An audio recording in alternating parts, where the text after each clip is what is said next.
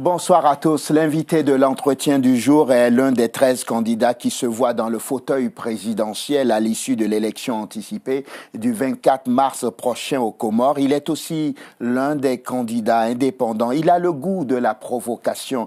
Dans son Comore natal, ses partisans l'appellent affectueusement Campagnard. Mohamed Soualiri, bonsoir. Bonsoir. Merci d'avoir accepté notre invitation. Pourquoi vous surnomme-t-on Campagnard ?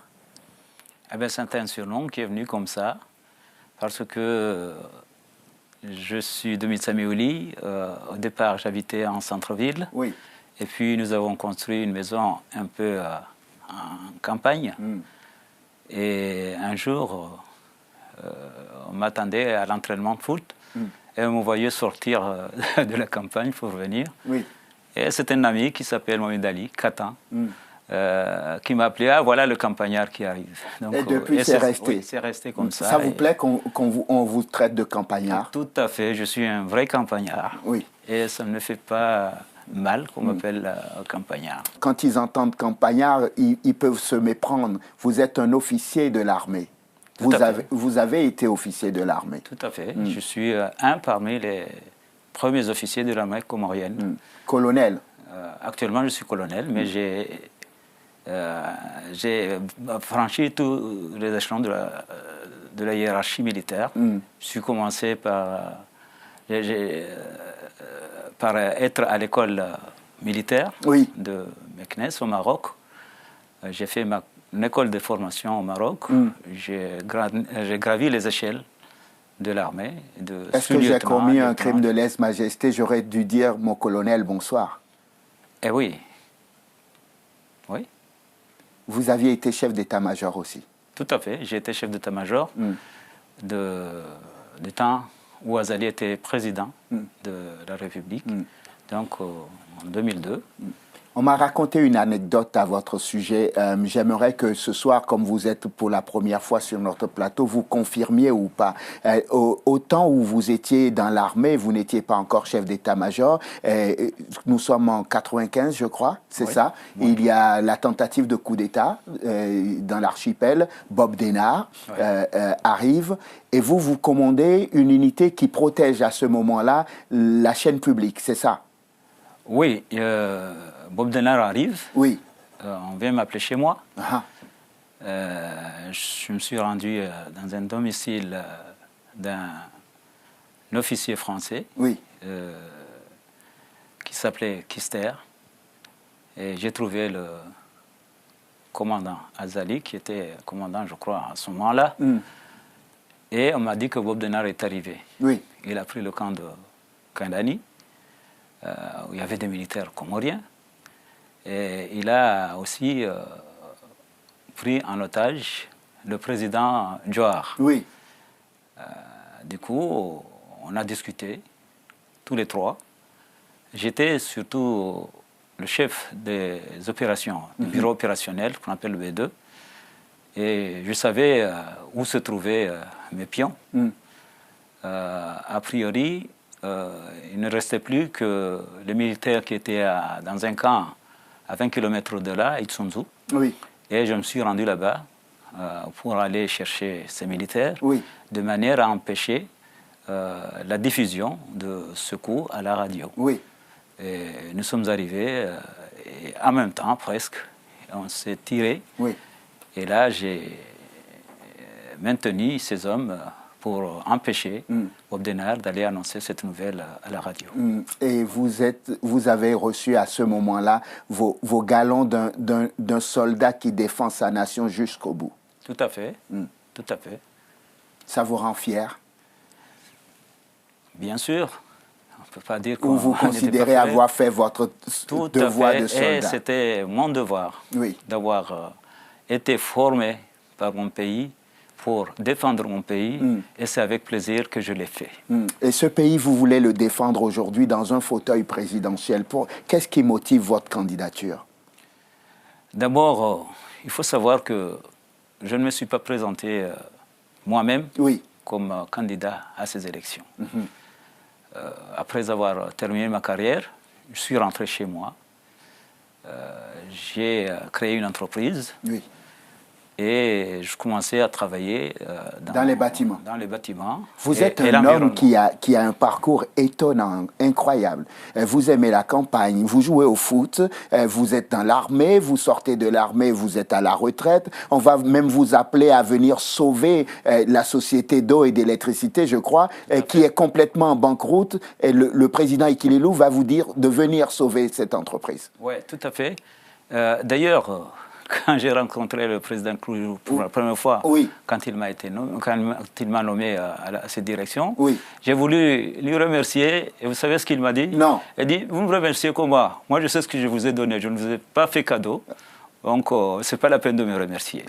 Donc, il savait qu'il vous avait donné un cadeau empoisonné et qu'il ne savait pas qu'en un an, vous relèverez cette entreprise. Tout à fait, puisque en un an, oui.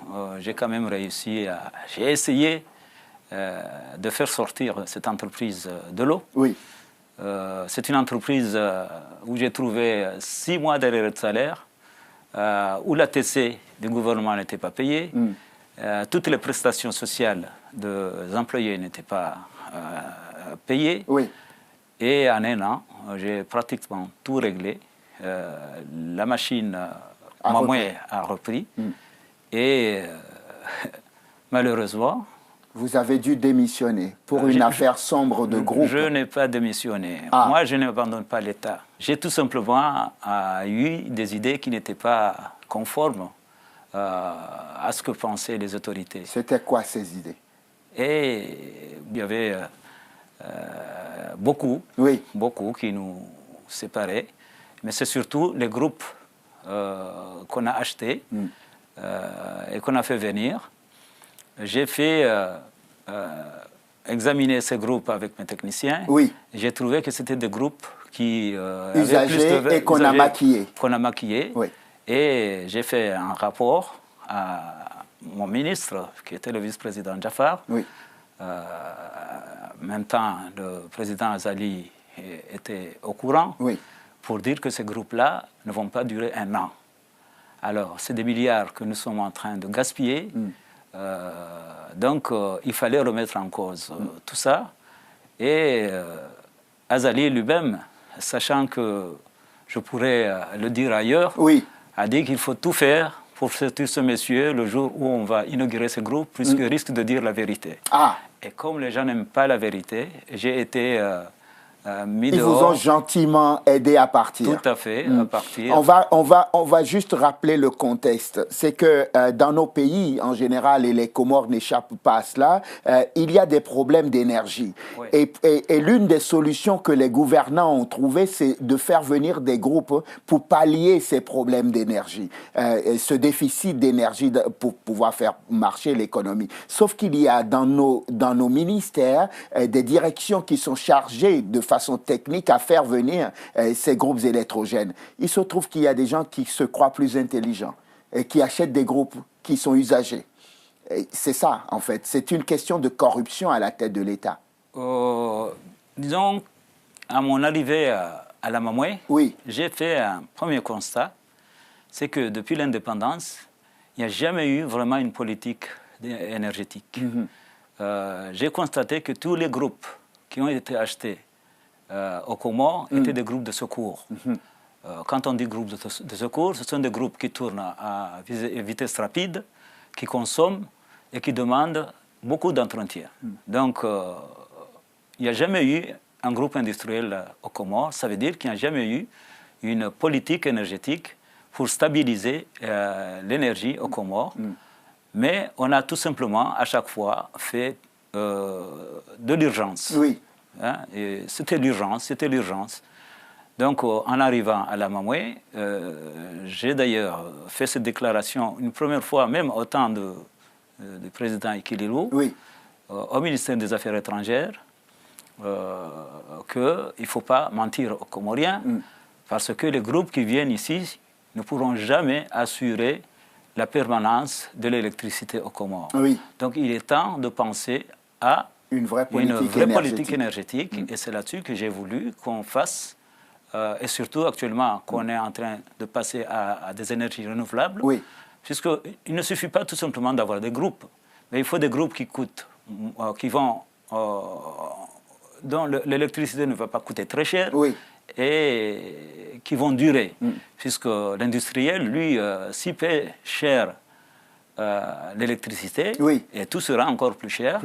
Et la population ne pourra pas réussir à s'en sortir. C'est un candidat donc qui vient dire aux Comoriens aujourd'hui, je suis un homme intègre, je connais l'économie du pays, je dis l'économie entre guillemets, je connais les problèmes du pays, j'ai touché du doigt les réalités, je peux être l'homme qui peut rétablir les choses. J'ai d'ailleurs vu que vous avez 11 propositions, c'est ça, hein? Tout à fait. Et ce qui m'a frappé dans les 11 propositions, c'est qu'il y a à peu près 9 propositions qui parlent que de réforme, réforme, réforme et réforme encore. Tout à fait. Pourquoi votre pays a-t-il tant besoin de réformes? Le pays a besoin de réformes, mais pas par le mot. Oui. De vraies réformes, une réalité de réforme. La réforme institutionnelle, par exemple, ce sont des institutions dans lesquelles, pour toutes les constitutions, c'est à peu près les mêmes institutions. Oui. L'exécutif, la législative et le judiciaire. Oui. On dit que ces institutions doivent être indépendantes et doivent fonctionner de façon autonome, mais la volonté politique n'y est pas. À chaque fois, c'est l'exécutif qui s'ingère dans la gestion de ces institutions. Moi, ce que je préconise, ce n'est pas une question ni de moyens, ni d'argent, c'est tout simplement une volonté politique pour laisser chaque institution fonctionner comme ça se doit. Et ça, on a du mal à comprendre. Oui. Pourquoi ces institutions ne fonctionnent pas, alors qu'il s'agit tout simplement d'une volonté et de laisser les gens travailler, tout simplement. Vous dites que l'exécutif doit travailler, le législatif doit travailler, mais dans son couloir, le judiciaire aussi, et que les ingérences à répétition de l'exécutif ou la tentation de contrôler les autres institutions, vous n'en voulez pas en tant que président de la République? Tout à fait. Je n'en veux pas, et personnellement, je ne le ferai pas. Je ne le ferai pas parce que c'est, du moins, respecter les institutions et respecter les hommes qui sont nommés. Ici, on dit toujours qu'on a nommé des gens. Le problème, ce n'est pas celui qui a nommé. Le problème, c'est celui qui est nommé. Oui. Puisque à chaque poste, à chaque fonction, il n'y a rien qui dit qu'on doit respecter les instructions de celui qui a nommé. Mais il y a des lois qu'il faut appliquer. Or, le Comorien n'a pas cette habitude et ne veut pas se conformer à la loi. Donc moi, je suis un fervent, farouche défenseur du respect des lois, des institutions, et de façon réelle, puisque je l'ai fait à plusieurs reprises. Oui. J'en ai eu, dans mes fonctions, à m'affronter aux autorités qui voulaient violer la loi. Oui. Et que j'ai toujours eu à refuser. Je vous donne un exemple. Donnez-moi. J'étais à la Mamoué. À chaque fois qu'il y a des élections, vous le savez, c'est le terrorisme d'État envers les fonctionnaires de l'État. Alors actuellement, ce qu'on est en train de me dire, les fonctionnaires qui veulent me soutenir, ils se cachent. Ils ne peuvent pas publiquement dire. Ils ne peuvent pas. Oui. Ils me téléphonent, vous dire, écoutez, mon colonel, nous sommes en train de vous soutenir, mais on a peur de parler. Oui. On a peur de s'exprimer. Alors, qu'est-ce qui se passe? Moi, je leur dis, tout simplement, vous dites à ces gens-là qui vous menacent, d'abord, ceux qui sont au pouvoir, ils vont partir demain. Vous en êtes sûr? Ils vont partir. Ils n'ont pas le moyen de se maintenir. On en viendra. Mais je dis à ces responsables qui ne sont pas responsables, puisque chacun, si on est nommé dans une fonction, on doit prendre ses responsabilités. Oui. Je leur dis eux-mêmes de préparer les bagages. Puisque quand je serai élu, il ne faut pas qu'ils attendent que je les mette dehors. C'est à eux de partir. Puisqu'ils estiment que c'est comme ça qu'il faut faire. D'abord, je ne voudrais pas les mettre dehors, mais c'est à eux de dire que vraiment, comme je ne suis pas quelqu'un qui soutient le nouveau régime, il faut que je parte. Deux seuls. Est-ce que votre discours ne fait pas peur à certains Comoriens? Ça peut faire peur, justement, à celui qui ne veut pas rester dans les normes. moi, je ne tiens pas à faire peur à qui que ce soit. Oui. Il y a des règles qu'il faut respecter, et bien que chacun les respecte. Celui qui ne respecte pas, effectivement, il doit avoir peur. Puisque je ne tiens pas à laisser les gens violer les règles, violer la loi et aller en dehors des lois. Donc, tous ceux qui s'inscrivent dans cet objectif de violation des lois, ils doivent avoir peur, effectivement. On va se recentrer sur l'essentiel, donc la campagne électorale qui a commencé et dans laquelle vous êtes depuis un moment. Vous allez sur le terrain. Quand vous rencontrez les gens, est-ce que vous sentez qu'il y a un désir de faire venir Campagnard au pouvoir? Tout à fait. Là où j'étais, quand j'étais au Comores, je ne cessais d'avoir des téléphones que les gens veulent voir ce fameux Campagnard, si ce n'est pas un diable, puisque les gens ne me connaissent pas, le visage, mais ils entendent parler de moi. Mais il y a un autre souci, c'est qu'ils ont peur de l'annonce ou des manipulations du gouvernement. Actuellement, ce n'est plus Azali, puisqu'il n'est plus président, et je pense qu'il ne va pas encore revenir. Mais son fameux ministre de l'Intérieur, le fameux Kiki, qui fait la peur de faire la pluie et le beau temps, mais je suis en train de le mettre en garde de ne pas continuer à faire ce qu'il fait, puisqu'il est conscient qu'on n'en veut plus de ce gouvernement. Donc, ils sont en train de manipuler, paraît-il, les résultats pour annoncer une victoire qui n'a pas encore lieu, puisque les élections n'ont pas encore été... Ça, c'est des rumeurs d'opposants qui se savent déjà battus, non ça? Non, mais ils le disent. Ils le disent. C'est normal qu'ils se disent qu'ils peuvent gagner les élections? Oui. Vous aussi, vous pensez que vous pouvez gagner les élections? Non, c'est tout simplement... pourquoi on dit ceci? Puisque ce fameux ministre de l'Intérieur ne veut pas se conformer aux dispositions de la loi électorale. C'est quoi cette disposition à laquelle il ne veut pas Pour la sécurisation. Il essaie de passer à côté.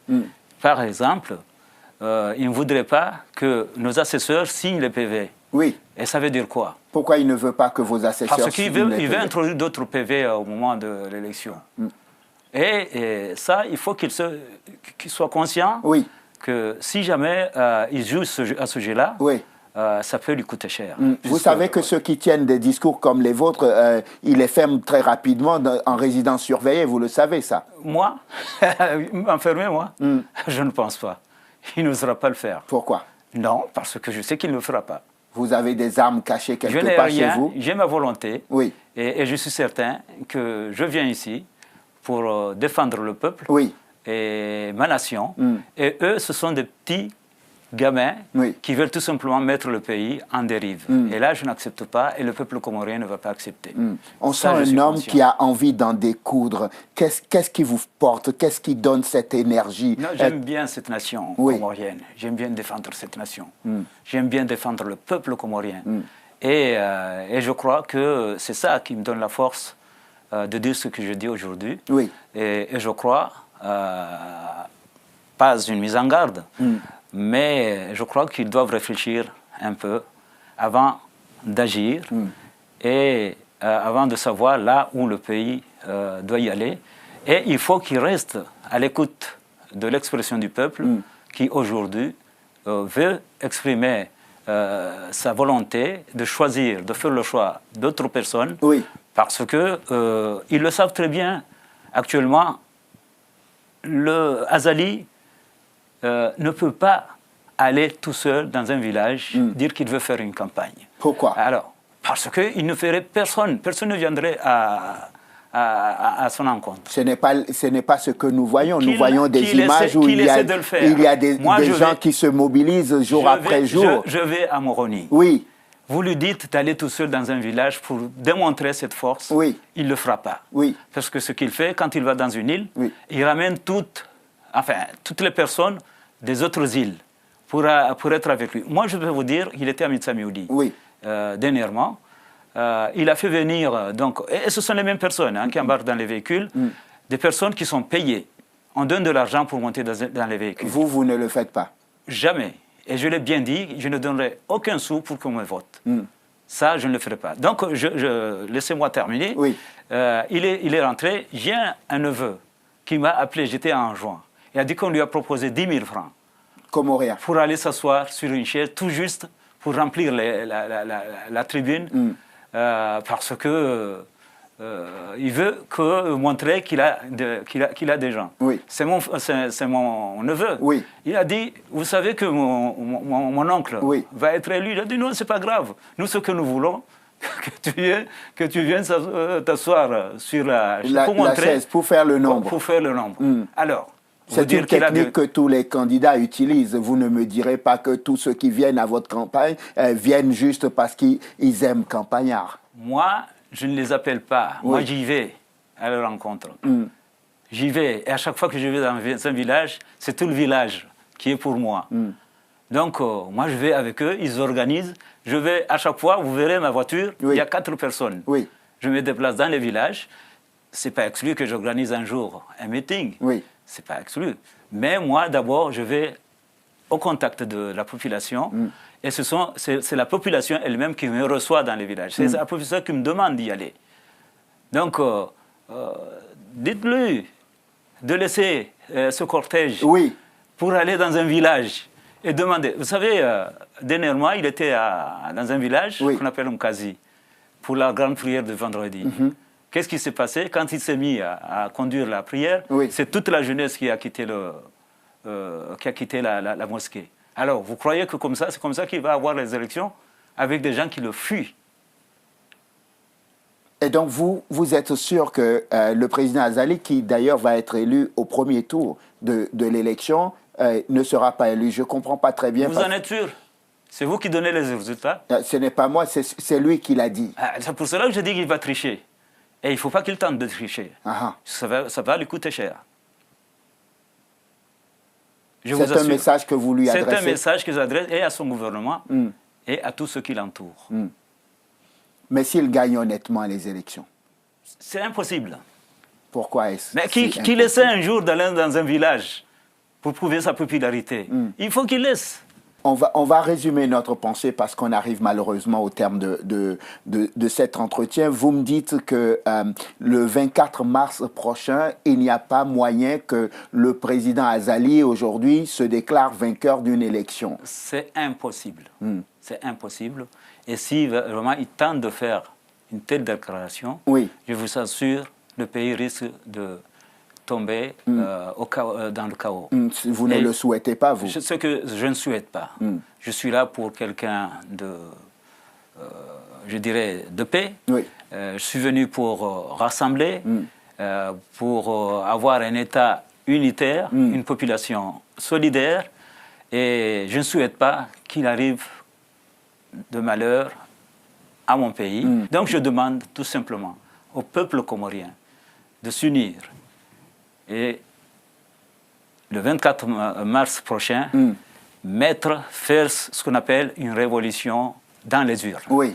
Et sauver cette nation qui risque de tomber dans le chaos et dans la dictature qui a été déjà annoncée et qu'il faut stopper absolument.